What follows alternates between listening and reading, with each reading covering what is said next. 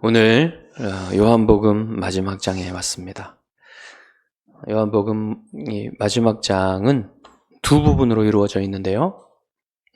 앞부분은 우리가 오늘 읽은 이 말씀이고 뒷부분은 전에 부활절날 제가 말씀을 미리 증거했습니다. 그래서 오늘 이 앞부분 말씀을 끝으로 요한복음 강해가 마칩니다.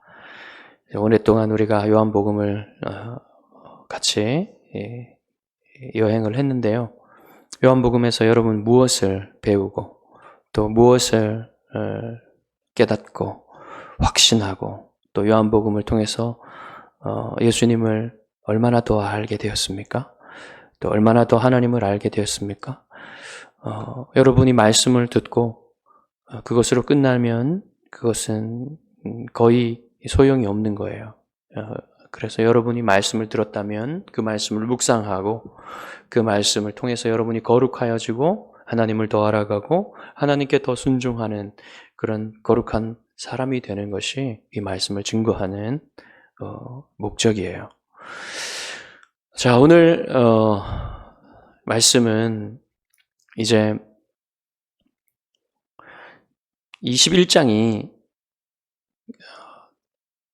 쭉 읽어 가시다 보면 뒤에 부분이 베드로에 관한 베드로와 주님의 만남 또 이 부분이 많이 강렬하기 때문에 앞부분은 좀 그냥 이렇게 21장 뒤에 있는 이 부분을 위한 빌드업이다 뭐 이런 생각을 하면서 그냥 지나갈 수 있습니다. 그런데 여기에 흥미로운 부분이 굉장히 많습니다.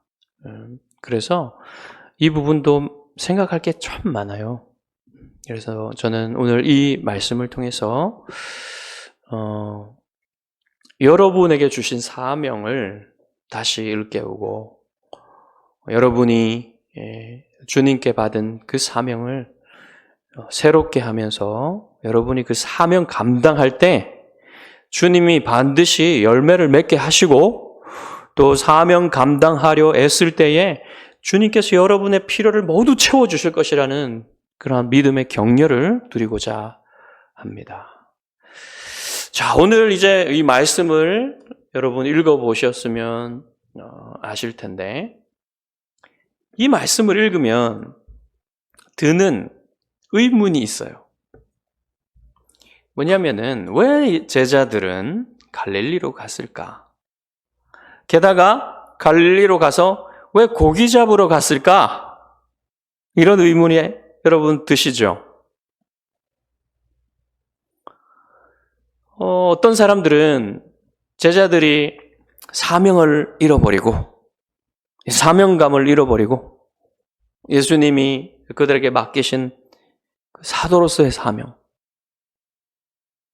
내가 너희를 아버지가 나를 보낸 것처럼 너희를 세상에 보내노라 라고 말씀하셨잖아요. 그거 다 잊어버리고 갈릴리로 가서 그 생계를 위한 그 일에만 신경을 쓰는 그런 사람들이 되었다. 이렇게 생각하는 사람들도 있어요. 그렇지만 본문을 잘 읽어보시면 여러분 지금까지 요한복음을 잘 따라오셨다면 그렇게 생각할 수 없다는 사실을 알 수가 있어요. 뭐냐면 제자들이 갈릴리로 간 거는 주님의 약속과 명령을 따른 것이에요. 주님이 십자가에 달리시기 전에 갈릴리에서 너희를 보리라고 말씀하셨죠? 그리고 막달라 마리아에게 제자들에게 가서 내 형제들에게 가가지고 갈릴리로 가라고 명령을 내리셨잖아요. 그러니까 이 사람들은 주님의 명령을 따른 것이에요. 그래서 왔지요. 자, 그런데 고기 잡는 건 어떻게 되는 겁니까? 그러니까 주님의 명령을 따라왔으면 고기 잡지 말고 기도하고 있든지 주님을 기다리고 있어야 되는 거 아니겠습니까? 근데 고기를 잡으러 간 것은 뭔가 잘못된 거 아닐까요? 그렇지 않다고 보입니다. 여러분, 주님이 가라고만 하셨지 가서 뭐 하라고는 말씀 안 하셨어요. 그냥 가라고만 하셨어요. 그러면 이 사람들이 뭐 하고 삽니까? 계속 기도만 하고 있습니까? 아니요. 생계를 위해서 뭔가를 해야 되죠. 가족들도 부양해야 되고 자기들도 먹어야 돼요. 그리고 고기 팔아가지고 가족 부양하고 자기들도 먹고 살아야 됩니다. 자, 그렇게 본다면 여러분, 제자들이 고기 잡으러 간다고 베드로가 했을 때 따라 나서는 것이 마땅하지 않습니까? 너는 가서 고기 잡아라. 그리고 이거 팔아가지고 우리 같이 먹자. 이러겠습니까? 같이 가야지 당연한 거 아니겠습니까? 여러분, 생계를 위해서 애쓰는 거는 잘못된 게 하나도 없어요. 여러분, 빈둥빈둥 놀면서 먹고 놀고 먹으면 그게 잘하는 겁니까? 여러분, 일하지 않는 자는 먹지도 말라 그랬어요. 그러니까 일하는 것이 당연하죠. 그렇게 여러분, 제자들은 갈릴리로 갔고 또 생계를 위해서 열심히 일한 거예요. 여기에 간 제자들이 누구라고 합니까? 7명이 있었죠. 베드로와 도마와 야고보와 요한. 세베대의 아들들 야고보와 요한입니다. 자, 그리고 그 세베대의 아들들이 야고보와 요한이라는 면에서 이 주님이 사랑하시는 제자가 요한이라는 것이 더 분명하게 드러나게 돼요. 물론 익명의 제자 2명이 있었지만 그들이 사랑하시는 제자 중에 하나라고 보기엔 좀 어렵습니다. 그래서 여기에서도 이 사랑하시는 제자가 요한이라는 것이 밝혀지게 되는 거예요. 분명하게는 아니지만 그렇게 드러나게 되는 겁니다. 그리고 나다나엘이 있었죠? 그리고 익명의 제자 2명 합치면 7명입니다. 오히려 여러분 이 7명의 제자가 주님의 명령에 순종해서 갔으니까 잘한 거죠. 그렇게 보는 것이 더 마땅한 것입니다. 자, 그래서 이 사람들이 이제 밤새도록 갈릴리 호수에서 고기를 잡았어요. 그물을 던졌어요. 이 갈릴리 호수는 밤에 고기를 잡는 것이 더 잘 잡힌다는 그런 보고서가 있다고 해요. 그 연구 보고서가. 그러니까 밤에 잡아가지고 이제 아침에 팔고 이렇게 하려고 하는 거겠죠. 그래서 밤새 고기를 잡으려고 그물을 던졌는데 한 마리도 안 잡힌 거예요. 한 마리도. 여러분, 이것이 저는 기적이라고 봅니다. 어떻게 한 마리도 안 잡힐 수 있습니까? 한 마리는 잡혀야죠. 뭐라도 건져 올려야 될 거 아닙니까? 근데 예수님이 그물을 던지는 족족 고기들이 다 피해가도록 하셨다고 저는 생각해요. 그래서 이것을 기적이라고 보는 겁니다. 주님이 일부러 실패하게 만드시는 거예요. 여러분, 계속 실패하면, 하는 일마다 열심히 하는데 실패하면 여러분 어떤 생각이 드십니까? 내가 뭘 잘못하나? 내가 열심히 안 했나? 내가 무슨 죄를 지었나? 이런 생각 때문에 고통스럽잖아요, 여러분. 그리고 일이 안 되면 살기도 힘들잖아요. 계속 실패하면. 그런데 여러분, 이것이 주님의 은혜라고 생각할 수 있습니까? 없습니까? 있지요. 그런데 우리는 이렇게 계속 실패하다 보면은 그걸 주님의 은혜라고 생각하기가 너무 힘들어요. 그 한가운데 있을 때는 이게 주님의 은혜라고 생각하는 사람들이 잘 없습니다. 그런데 그게 주님의 은혜라고 생각할 수 있고 그걸 볼 수 있다면 좋겠지요. 믿음으로 그렇게 바라볼 수 있다면. 실패하는 동안에도 낭망하지 말고 계속 할 수 있다면. 제자들은 이것이 물론 어떤 영적인 일은 아니지만 생계를 위해 한 일이지만 열심히 낭망하지 않고 애쓰며 인내하며 끝까지 그렇게 일을 했어요. 자, 이런 것도 중요한 것이죠. 실패하더라도 계속하는 겁니다. 그것이 뭔가 잘못됐기 때문에 하는 것을 잘못해서 이게 안 되는 게 아니에요, 지금. 이런 일도 있단 말입니다. 자, 그렇게 이제 아침이 밝아오고 있었어요. 새벽이. 그 새벽이 밝아오고 있는데 해변에 주님이 나타나신 것입니다. 근데 거리가 그 고기 잡는 곳이 해변에서 한 90m 정도 떨어져 있어요. 그리고 안전히 날이 아직 다 샌 게 아니기 때문에 못 알아볼 수도 있죠. 그래서 제자들이 주님이신지를 못 알아봤어요. 그래서 주님이 그들에게 물으십니다. 여긴 얘들아 그랬는데 이게 여보게들, 친구들 뭐 이런 뜻으로 우리가 해석할 수도 있어요. 그래서 주님이 여보게들, 자네들에게 고기가 있는가? 이렇게 물으셨습니다. 그러니까 제자들이 없어. 여러분 제자들이 유쾌하게 대답했겠습니까? 힘들어 죽겠는데, 그렇죠? 하나도 고기는 안 잡히고 그래서 아마 이렇게 유쾌하게 대답하진 않았을 겁니다. 주님이 배 오른편에다가 그물을 던져보게. 그러면 찾게 될 걸세. 이렇게 말씀을 하셨어요. 그래서 제자들이 그물을 던졌습니다. 여러분 제자들이 그렇게 순순하게 그물을 던진 이유는 뭘까요? 낯선 사람이 와가지고 그물을 던진 저거 미친 사람 아니야? 우리가 그래도 잔뼈가 굵은 어부들인데 이러지 않겠습니까, 여러분? 근데 제자들이 순순히 던진 것은 아마도 밤새도록 실패했기 때문에, 그렇죠? 마음이 아마 가난해졌을 수도 있어요. 그래서 믿져야 본전 아니겠습니까? 던져보라 그러니까 던졌을 겁니다. 그런데 이게 딱 던졌는데 끌어올릴 수가 없을 정도로 많이 잡힌 거예요, 물고기가. 그 7명이 끌어올릴 수가 없어요. 하도 많이 잡혀가지고.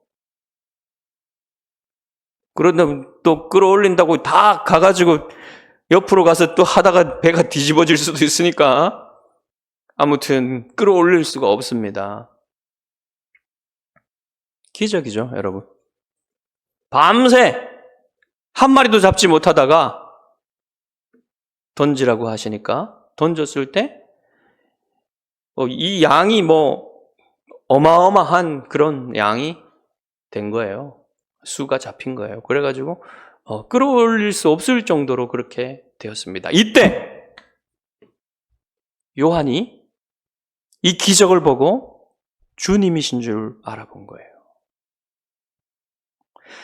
여러분, 사도 요한은, 사랑하시는 제자 사도 요한은 영적인 예리함에 있어서는요 거의 항상 베드로보다 앞섰습니다. 그렇죠, 여러분? 부활의 무덤 속에서도 그랬죠? 그런데 베드로는요 그 행동의 열정과 민첩함에 있어서는 항상 요한보다 앞서요. 이게 여러분 다름이지 누가 더 낫고 못함이 아니에요. 다른 거예요. 주님은 주님의 사람들을 쓰실 때 이렇게 다양한 사람들을 쓰시는 겁니다. 저 사람은 저게 낫고 저 사람은 저게 낫고 은사가 다르고 재능이 달라요. 기질이 달라요. 그렇기 때문에 주님의 교회에는 이렇게 다른 사람들이 모여가지고 주님을 섬기는 것이죠. 그런 것들을 이해할 때에 우리가 그 다양성을 인정할 수 있는 것입니다. 다 똑같으면, 사람이 다 똑같으면 이상해지는 거예요, 여러분. 그러니까 서로의 다름을 인정하고 또 그 다름에 대해서 칭찬하고 격려하고 이럴 수 있어야 되는 겁니다. 자, 그래서 베드로가 어떻게 행동했습니까?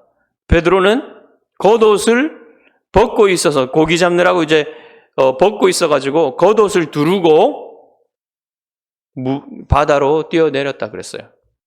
뛰어들었다 그랬어요. 근데 저는 예전에 처음 이 부분을 읽을 때에 무슨 생각을 했냐면요. 베드로가 겉옷을 두르고 바다로 뛰어내렸으니 다시 한번 믿음으로 바다를 걸으려고 하나 보다. 바다 위에서. 저는 그런 생각 굉장히 강하게 들었습니다. 지금도 사실은 그 생각이 떠나지가 않아요. 근데 저만 그런 건 줄 알았더만 존 칼빈도 그런 생각을 했더라고요. 존 칼빈도 이게 베드로가 바닷속으로 뛰어든 것이 걸어서 주님 해변에까지 90m를 갔는지 수영해서 갔는지 확실치 않다고 존 칼빈도 얘기했습니다. 그러니까 우리 몰라요. 걸어갔을 수도 있는 겁니다. 거기서 또 한 번 기적이 일어날 수도 있는 거예요. 요한은 그걸 기록하지 않습니다. 왜 기록하지 않는지.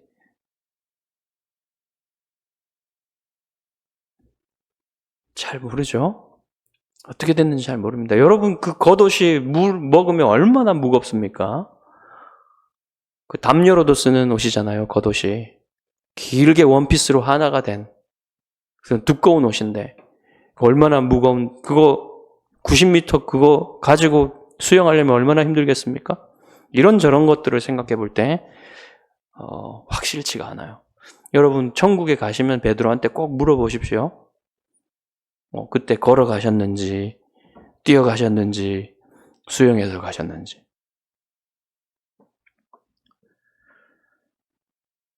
자, 그렇게 아무튼 베드로는 주님께로 갔고 나머지 이 제자들은 6명의 제자들은 이 그물들을 배로 끌어올릴 수가 없어가지고 그냥 그 그물을 끌고 배로 그물을 끌고 해변까지 간 거예요. 가가지고 보니까 어떻게 됐습니까? 주님이 숯불과 빵과 생선을 준비해 놓고 계셨어요. 그래서 주님은 그 지금 잡은 고기를 좀 더 가져오라 그랬어요. 제자들한테 더 주시려고 그러셨겠죠? 그랬을 때 가장 주님의 이 말씀을 듣고 가장 먼저 움직인 사람도 베드로예요. 베드로가 배로 뛰어올라서 그물을 끌어내고 고기를 세어 본 것 같아요, 누가. 그 고기의 숫자가 153마리라 그랬죠. 153마리를 두고 막 사람들이 해석을 막 상징적인 의미를 막 해석을 했습니다. 아우구스티누스도 해석을 했는데 좀 다 받아들이기 힘든 해석들이고요. 153마리라는 것은 굉장히 많은 숫자라는 겁니다. 굉장히 많아서 들어 올릴 수조차 없을 만큼 큰 고기예요. 그 고기들이 큰 고기가 153마리 잡혔다고 생각해 보십시오.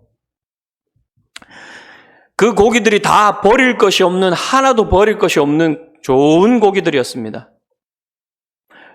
그리고 그물이 찢어지지 않았어요.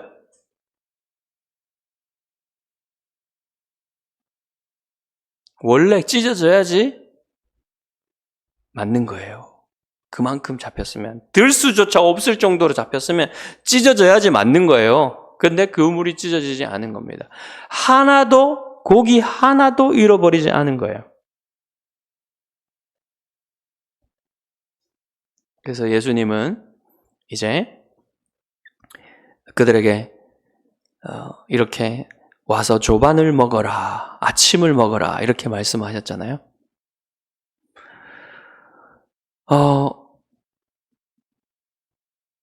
제자들이 주님이신 줄 알고도 아무도 묻는 자가 없다 그랬어요. 누구신 줄 묻는 자가 없다 그랬어요. 이게 무슨 말입니까? 주님이신 줄 아는데 누구신 줄 왜 묻는 자가 없다고 그러는 거예요? 알면은 왜 물겠어요, 그렇죠? 근데 이게 무엇을 전달하고 있냐면요, 주님이신지 알긴 알겠는데 확실하게 알겠는 것은 아니에요. 또 누구신지 물어보고 싶긴 한 겁니다. 이때까지도 제자들은 주님이 부활에 대해서 의심하고 있는 사람들이 있었던 거예요. 그게 어디에서 알 수 있냐면 마태복음 28장 17절에 가시면요, 주님이 승천하시기 전에 지상 명령을 주시잖아요. 땅끝까지 이르러 내 증인이 되라고 하시면서 제자 삼으라고 말씀하시잖아요.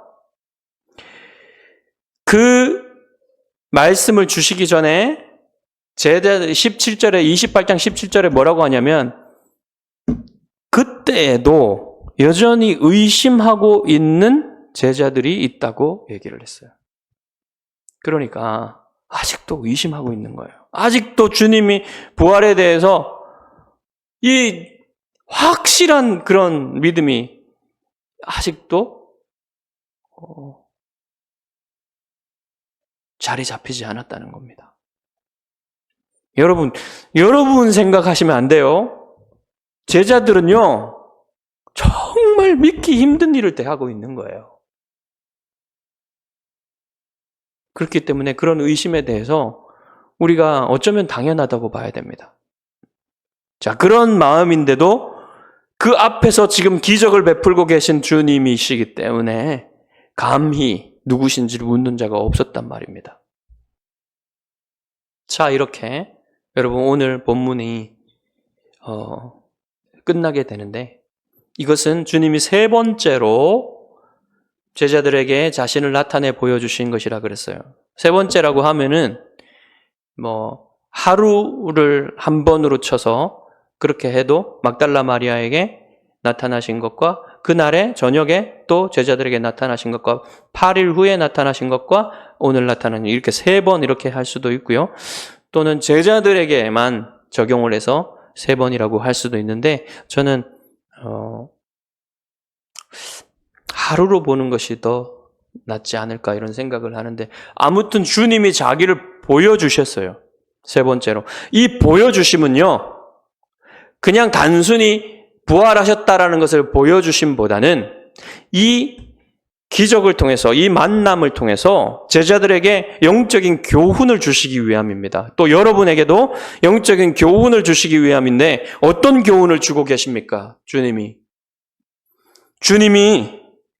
그날 아무것도 잡지 못하게 하셨고, 그리고 주님이 그물을 오른쪽에 내리라고 하셨을 때 거기에 순종해서 내렸을 때 들 수도 없는 수많은 좋은 고기들을 잡게 하셨고, 그 고기들을 하나도 잃어버리지 않았고 그물이 찢어지지 않았어요. 그리고 주님은 조반을 먹으라고 하시면서 미리 준비한 생선과 빵과 숯불을 그들에게 준비해 주셨죠.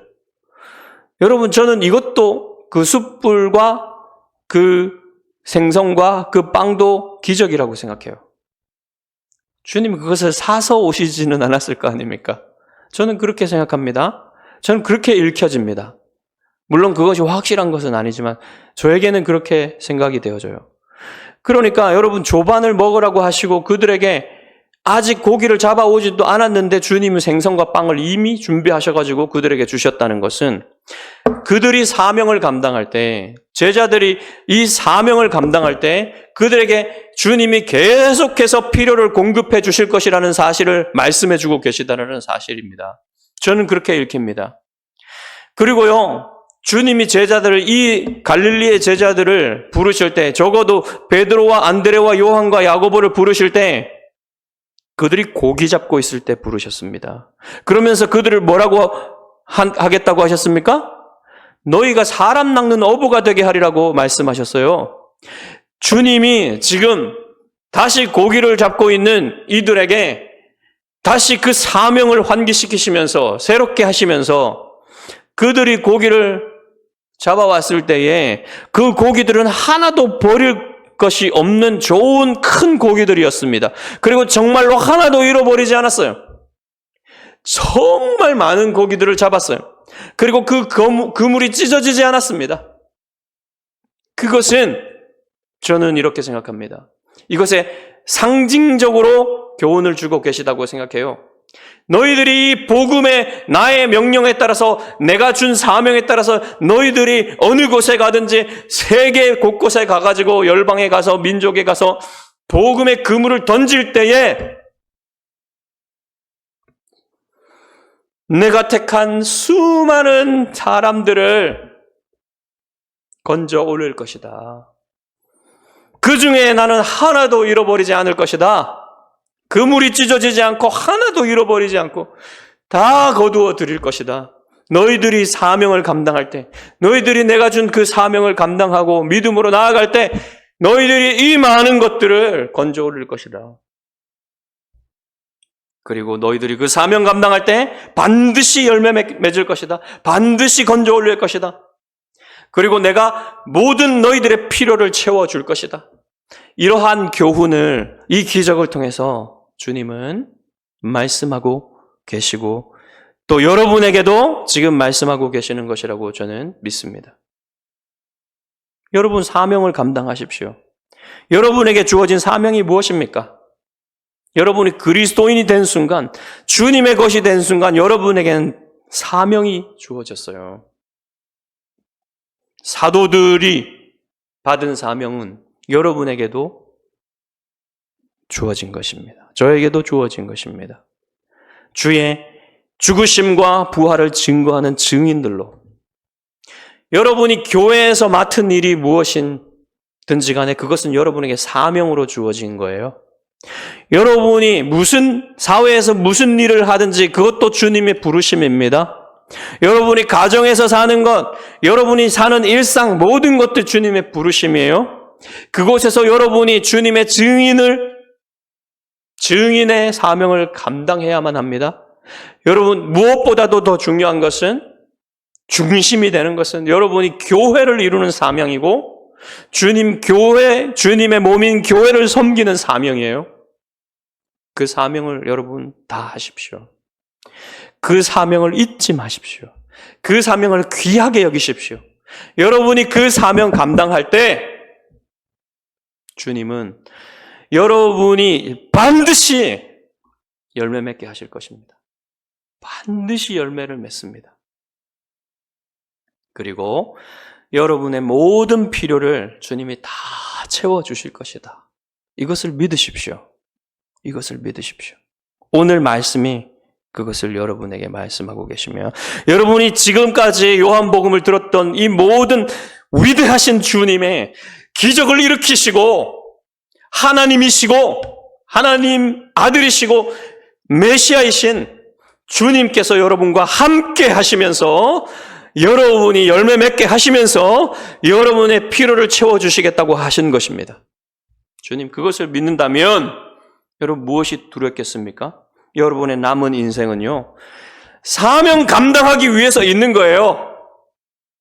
그것을 믿으십시오. 여러분에게 주어진 것이 아무리 작은 일이라 할지라도, 작은 임무라 할지라도 여러분 그것을 주님을 사랑함으로